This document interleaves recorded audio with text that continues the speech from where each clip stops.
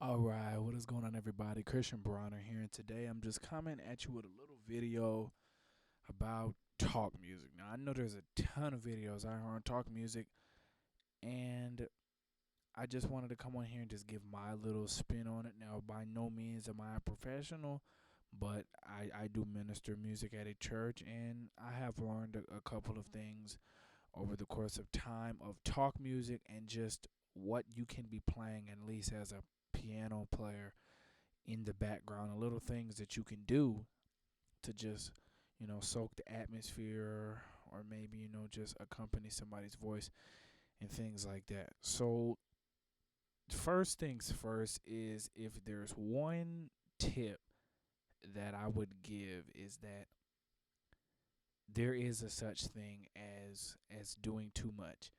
And I had to learn this the hard way, because when I had first started ministering music in my church, I kind of used to be the guy who just wanted to just play a whole lot of chords and just do a whole bunch of stuff while somebody was talking, or while, they were doing the announcements, or, maybe somebody was praying, or somebody was just talking, and I would just do them. Now, there's a time and a place for everything. That's the best way I can put it. There is a time and a place for everything. There's a time to be loud, playing a whole lot of chords, doing all that, and then there's a time where you can just sit back and just, lay on one chord, in and out of 1-2 chords. It's okay to play a little bit.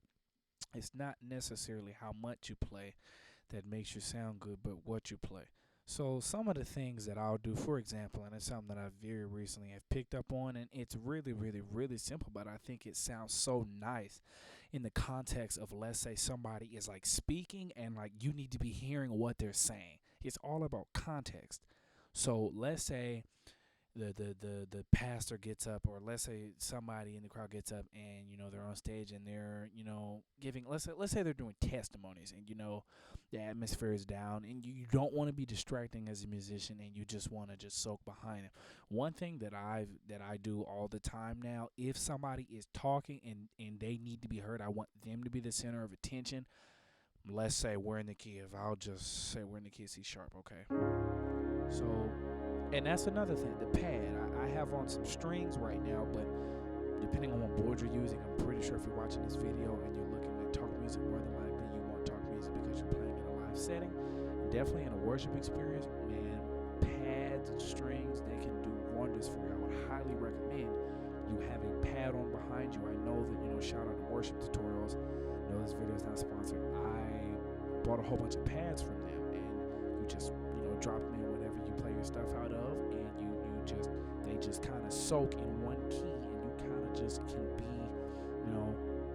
moving around through movements and stuff in certain keys, and it'll like soak the atmosphere.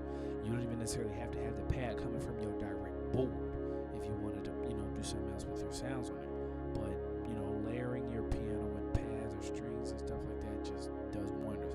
But aside from that, and actually looking at the chord qualities, one thing I do when somebody is talking and they are the center of attention, and I'm just trying to lay back, is I'm just on the one. I'm just sitting on the one chord. That's all I'm doing. I'm sitting on the one chord, and then I really like the sound of the sus4. All I'm doing is moving up one note. So I'm here on the one,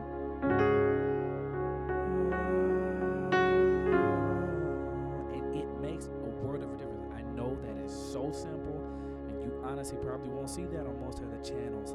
Something that simple as just moving one note, but I promise if you try it in a live setting, it makes a difference. Now this really is applied in the context of if somebody is talking and you don't really need to be the center of attention, and you're really just there so it's not quiet in the room, and you kind of just want to set an even tone on the one, sus4. That was an accident. I didn't mean to graze off that note, but you can do that where you can just take out that 3, so it's not, or take out that top note so it's not competing with the sus4. Or you can invert it. A lot of the times I don't necessarily just play this root position or in this register,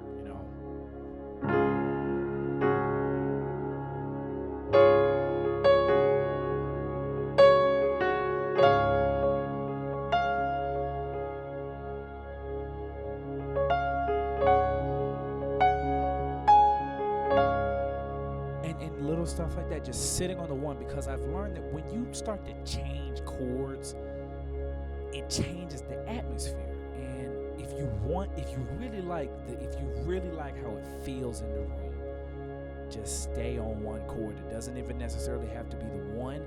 I know tonight I had an experience where, the atmosphere was filled, the Holy Spirit was in the room, and I ended the song on the 4 and I didn't move. I just stayed on the 4 because the atmosphere was perfect.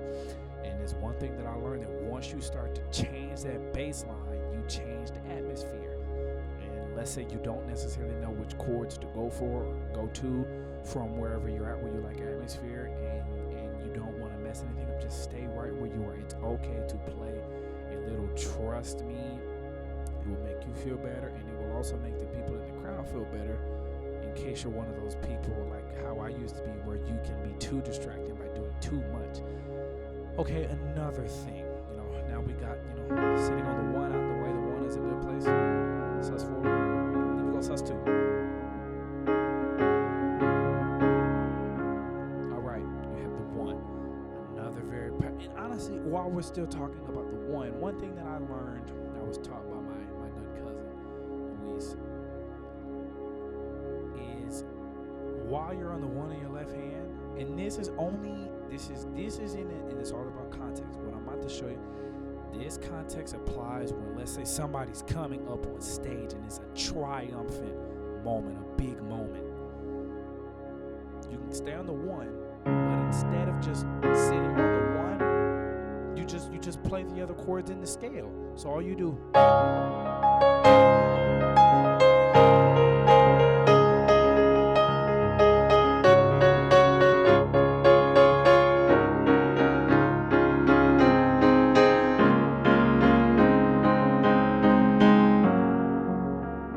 just stuff like that. All I'm doing is just coming down with the scale.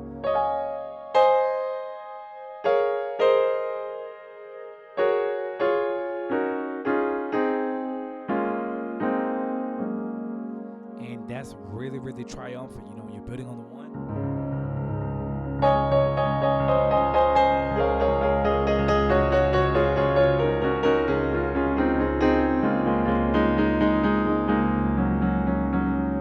Stuff like that. You can stay on that one and just play the other chords in the scale, and it feels really, really, really triumphant. That's one thing that I learned. Another thing, all right, let's switch. We're in the key of C sharp, and this is where the pad can really come in handy. Get you a pad that's not subject to change depending on necessarily what you're playing, and you go to the 4. All right, now you're in C sharp. Remember, you go to the 4. 4, you can do that same concept. You can play the chords in the scale over the 4. 4 is more worship-y. Like 4, it feels good. It's not as triumphant. You can sit back and soak while you're playing over the 4, but play the rest of those chords in the scale.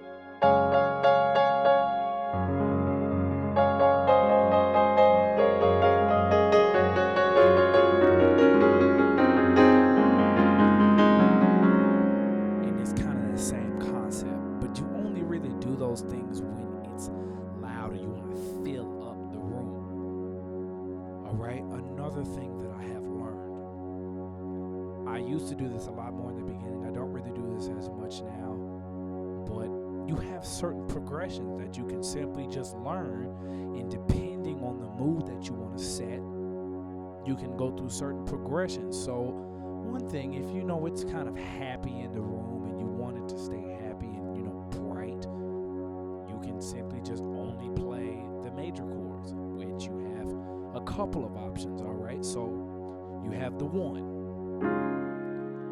You have the 1 over the 3 bass. Gives you another feel. You have the 4. You have the 5. You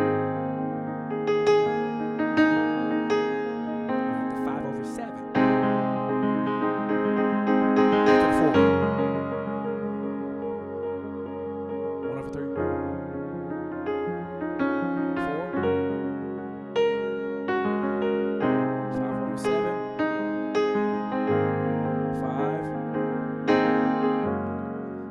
it's stuff like that where if you wanted to be happy and you want to keep that same high, bright spirit in the room, just play the major chords in the scale. And those are the options you have: the 1/3. And this is just from my experience, and I'm by no means a professional. 1/3, 5/7, you have the 5, 4. All right, let's say you want it to be darker in the room. You want people to, get in their feelings. You want them to feel a little sad. Not sad, but you know what I mean. You want to darken the mood a little bit, make them think a little bit, bring the emotions out. Okay, well, play the minor chords in the key. Now, of course, if you know anything about, major keys, there aren't as many minor chords. But there was something that I just learned recently, and it was from, shout out to gospel musicians, and I'm going to show you what he taught me. All right, so let's say, you want to, make it a little minor. All right, you do something like this. It's not that many chords, it's just going in and out of a couple chords. All right, watch this. In the key of C sharp, so we're going to go to the 2. And then make you feel a little, all right. So go to the 2. Or go to the 6. All right. That didn't feel too bad, did it? No, it didn't. All right, let's go to the 3. All right. Still feeling a little sad. Make the 2. All right, go down to the 1. The 6. So you really only have those 3 minor chords that sound good, but what you can do is those extensions will also make a big difference. So we had the 2. This is root position. This is a root position minor 7. So a tip that I'm going to put out there is it doesn't always have to be so complicated to remember certain chords. And this is more for the beginners who might not know all of their inversions. The 2, and you should always, I'll tell all the beginners, memorize the 1 chord, major 1, major 4, the major 5, and the minor 6. And even if you don't memorize the 6, that's okay, but memorize the 1, major 1, memorize the 4, and memorize the 5 in every key. Be able to play 1, 4, 5 in every key in every inversion, and I promise that would drastically change your playing if you're a beginner and you're just playing everything root position. I'm going to show you exactly why right now. Okay, let's say you're sitting on the 2. This is root position. If you want to invert the 2 and still get that minor 7, you don't have to think about actually memorizing this 2 separate inversion. You don't have to worry about that, and I'm going to show you why. Sitting here on the 2. Remember, I told you just memorize 1, 4, and 5, because all the 2 is just the 4. That's all it is. It's just the 4. All you have to do is just play the 4 in your right hand on top of the 2 bass. You can just do octaves in your left hand, or you can throw in the 5 like I do. All you got to do is just play the 4, because you should always have the 1 inversion memorized, the 4, and then the 5. All you got to do is just play the 4 chord over the 2 bass, and you still get that same beautiful sound.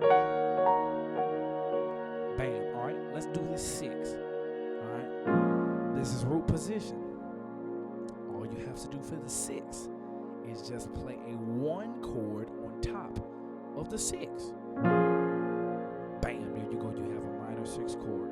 But I'm not thinking, let me play a minor 6 in my right hand and a minor 6 in my left hand. I'm thinking I'm going to play a 6 bass in my left hand, but I'm thinking of playing a 1 chord in my right hand, because it simplifies it and it makes the pattern so much easier to understand.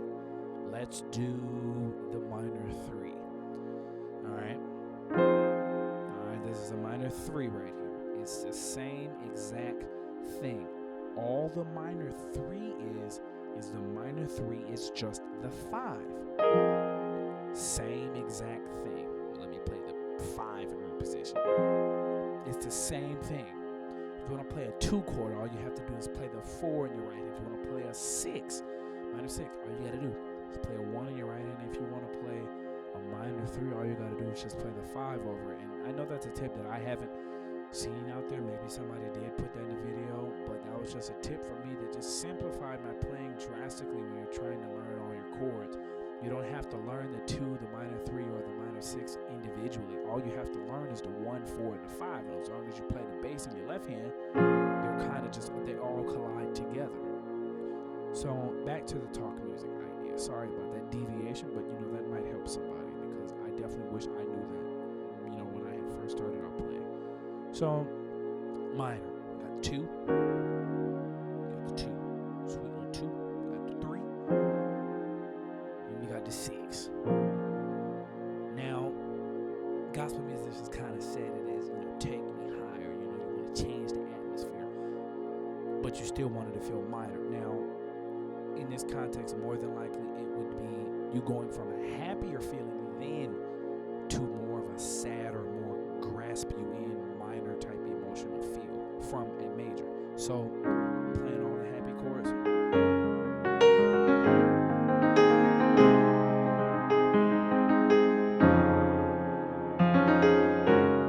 Basically, what he did is, and this is the way that I think of it, because I think it's much easier to think of it this way. He went to the flat 6 of whatever key you're in, but he played a major. He basically played a major 9 on the flat 6. So he's playing the happy chords.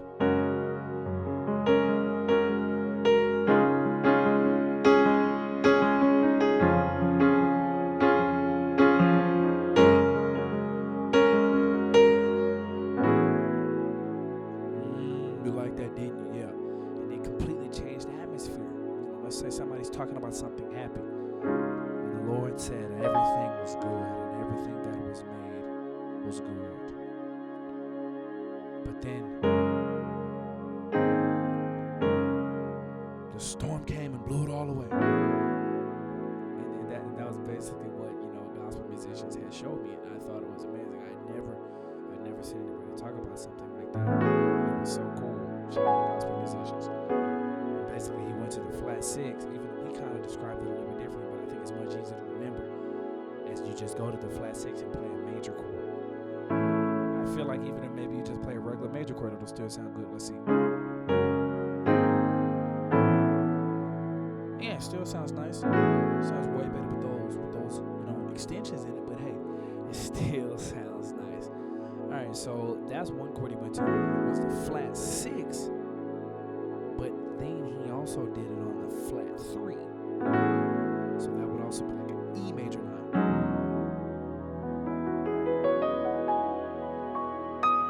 So he was in and out of those 2 chords.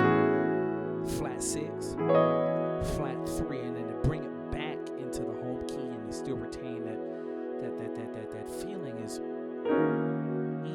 sweet right there. Go to the 2. Go to the 2, and then you can just resume your chords.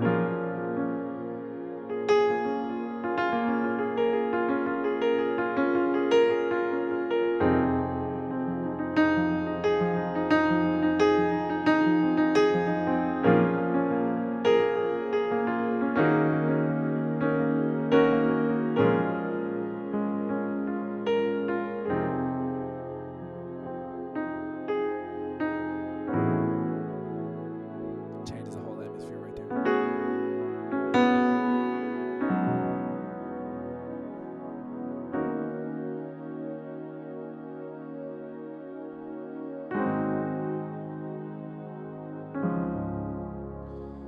So that was one of my tips for talk music, but you also have where you can just simply just memorize certain progressions. So,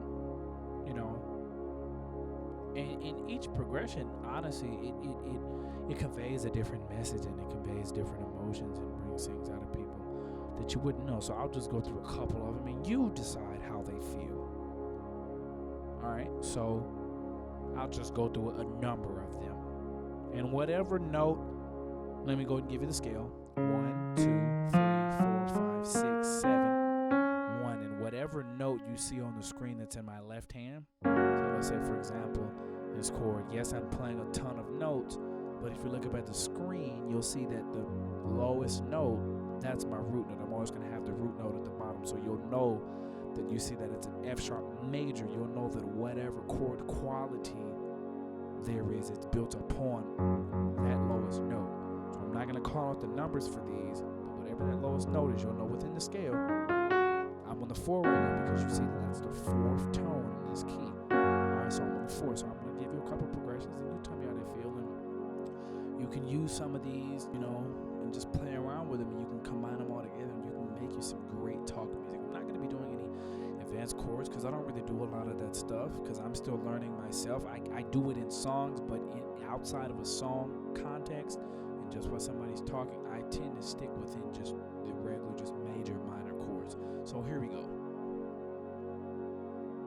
These are just some progression ideas. I'm just going to do them real slow.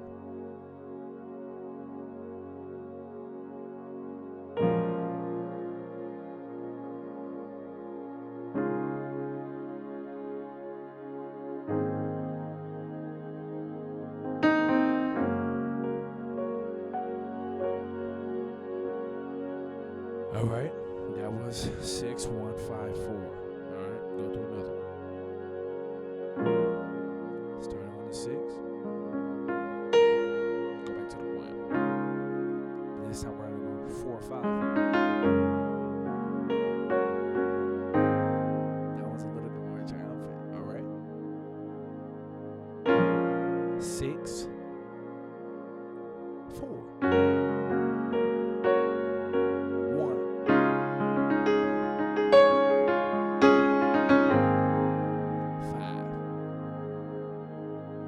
Alright, so let's move first chord. Let's go to the 1.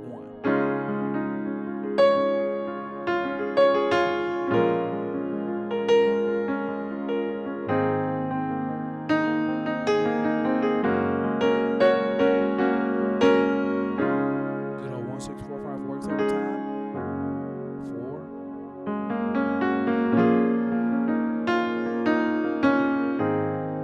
1, 4, 6, 5. And you just basically take those 4 tones alone. Just those 4 chords alone, the 1, 4, the 5, and the 6. And you just combine them up and see what you like and see what sounds good to you. See what you feel, what you enjoy, what captivates you. And just those 4 simple chords alone. Mix the order up and stuff like that. Slow it down, speed it up, throw an extension on it. And you can do a whole lot when you're talking about talk music with just that alone. It didn't take all that crazy complicated stuff, and that stuff has its place. Like I said earlier in the video, there's a time and a place for everything. It's all about context. But for the simpler people like me, just the simple, just the easy stuff that you don't have to really think too much about, you can just feel. You just take those 4 chords on. If you want, you can start throwing in the 2. You can throw in the minor 3, the 1 over 3, the 5 over 7, and stuff like that.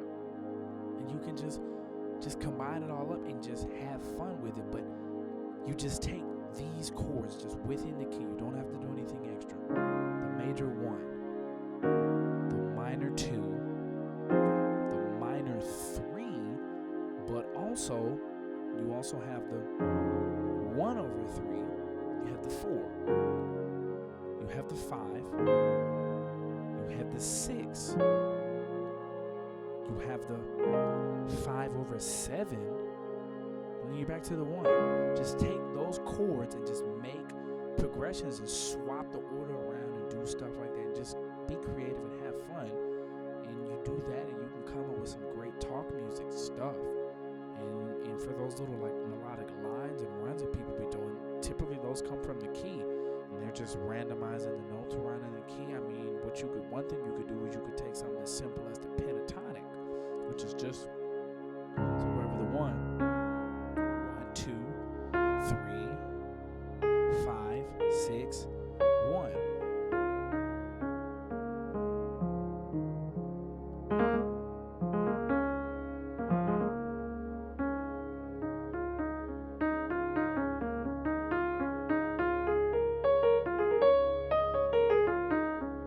You could just take something just as simple as the pentatonic, or you can use all the notes in the scale.